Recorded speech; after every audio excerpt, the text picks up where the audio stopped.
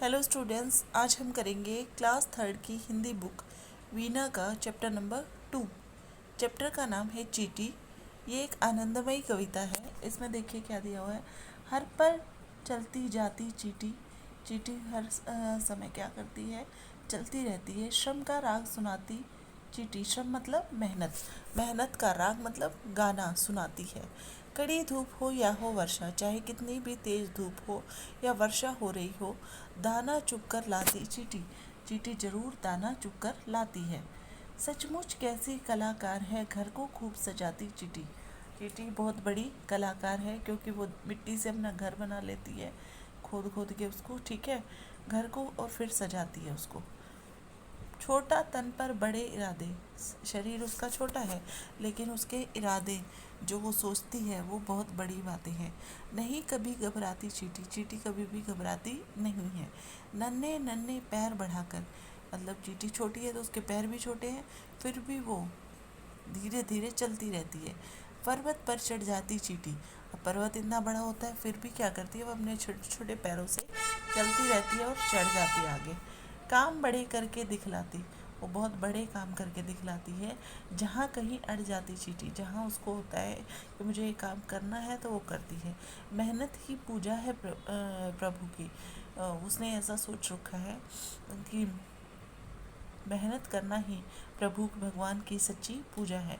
हमको यही सिखाती चींटी, चींटी हमें यही सिखा रही है। किसने लिखी है ये? प्रकाश मनु ने लिखी है। आगे देखिए, बातचीत के लिए।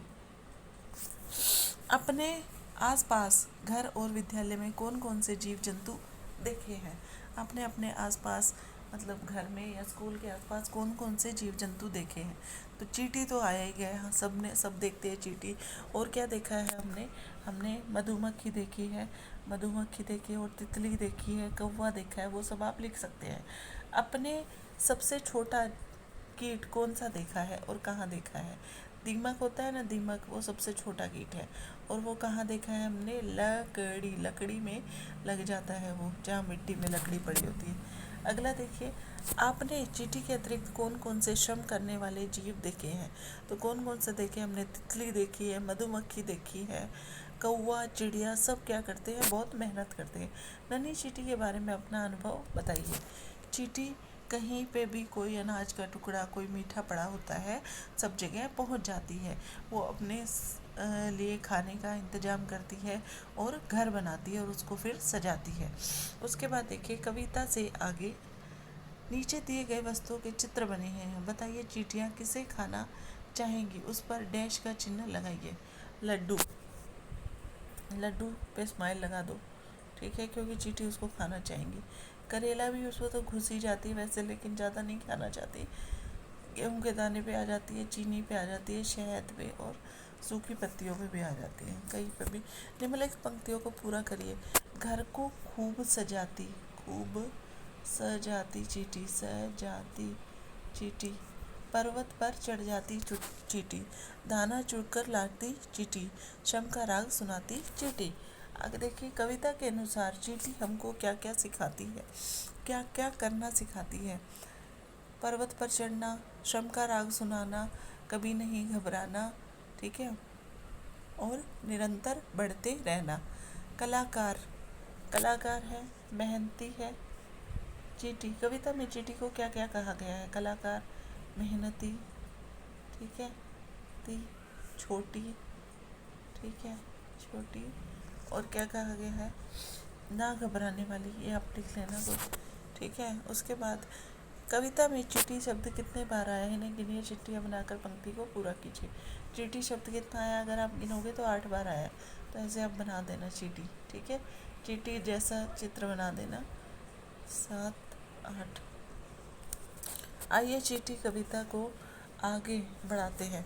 चींटी, चीनी का दाना दिख जाए उसको लेने जाती चींटी। तो ये कविता में से देख के आपको लिखना है, जो पोएम है आगे लिखना है उसको।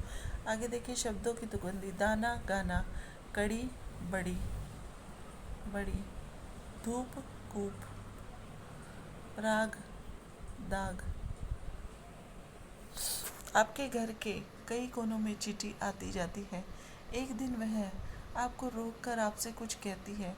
आपके और उसके बीच क्या क्या बातें हुई होंगी। नमस्ते चींटी, आप अकेली आई हैं। चींटी, नहीं, और भी नहीं, मेरे साथ सब हैं, सब हैं। फिर आप बोलोगे वो कहाँ है, वो कहाँ है, कहाँ है। तो बोलोगे पीछे मेरे पीछे हैं। ठीक है। अब आगे देखिए, चींटी और हाथी की छुपम छुपाई। अब देखिए क्या है इसमें। हाथी और चींटी आपने पे पढ़ा था, पहले साइकिल पे जा रहे थे, दोस्त है, लास्ट क्लास में पढ़ा था आपने।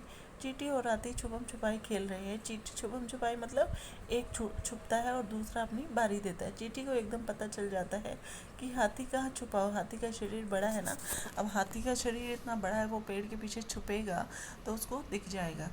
जब चींटी एक मंदिर के भीतर छिपती है तो हाथी भी उसे एकदम ढूंढ लेता है। तो बताइए कैसे पता चला होगा कि चींटी मंदिर में है, बताइए। क्योंकि कैसे पता चला होगा, क्योंकि वो निशान बनाती चलती है अपने पैरों के। ठीक है, तो ऐसे उस हाथी को पता चल गया होगा। तो इसी के साथ ये चैप्टर हमारा कंप्लीट हुआ। आगे हम करेंगे नेक्स्ट वीडियो में। तब तक के लिए थैंक यू।